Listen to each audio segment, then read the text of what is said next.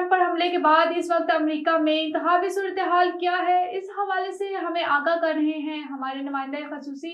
ثاقب سلیم قریشی۔ جی ثاقب بتائیے گا۔ جی میں اس وقت موجود ہوں پنسلوینیا کے اس مقام پر جہاں 2 روز قبل سابق امریکی صدر ڈونلڈ ٹرمپ کے اوپر قاتلانہ حملہ کیا گیا۔ اس ریلی کے درمیان جو انتخابی مہم جاری تھی اس میں ٹرمپ زخمی ہوئے، اور اس کے بعد ہم نے دیکھا کہ اب تازہ ترین صورتحال امریکہ میں یہ ہے کہ جو انتخابی مہم ہے اسے فی الفور روک دیا گیا ہے، اور امریکہ کے موجودہ صدر نے بھی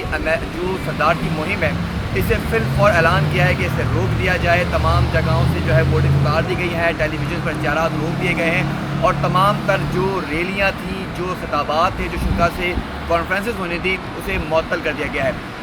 ٹرمپ پر قاتلانہ حملے کے بعد امریکہ کی صورتحال اس وقت انتہائی تشویشناک ہے، کیونکہ اب سے 4 مہینے کے بعد امریکہ میں صدارتی انتخابات کا جو ہے وہ دنگل سجنا ہے، اور اس میدان کے اندر جو ریپبلکن پارٹی کے امیدوار ہیں ڈونلڈ ٹرمپ، اور اس کے علاوہ ہم یہ دیکھ رہے ہیں کہ جو بائیڈن وہ بھی انتخابی مہم کا حصہ بنے ہوئے تھے۔ بہت تیزی کے ساتھ شرکاء جو ہے وہ اس میں اپنا حصہ ڈال رہے تھے، اور ٹرمپ کی بڑھتی ہوئی مقبولیت کو دیکھتے ہوئے اس وقت نظر یہ آ رہا ہے کہ آئندہ انتخابات میں ٹرمپ زیادہ برتری حاصل کرتے ہوئے امریکہ کے صدر منتخب ہو جائیں گے۔ آزاد امیدوار جو یہاں پہ موجود ہیں انہوں نے بھی اپنی مہم کو روک دیا گیا ہے، اور یہاں یہ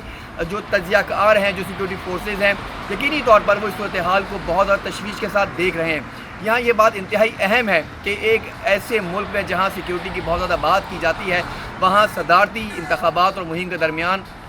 سابق صدر پر حملہ ہونا ایک بڑا سوالیہ نشان ہے۔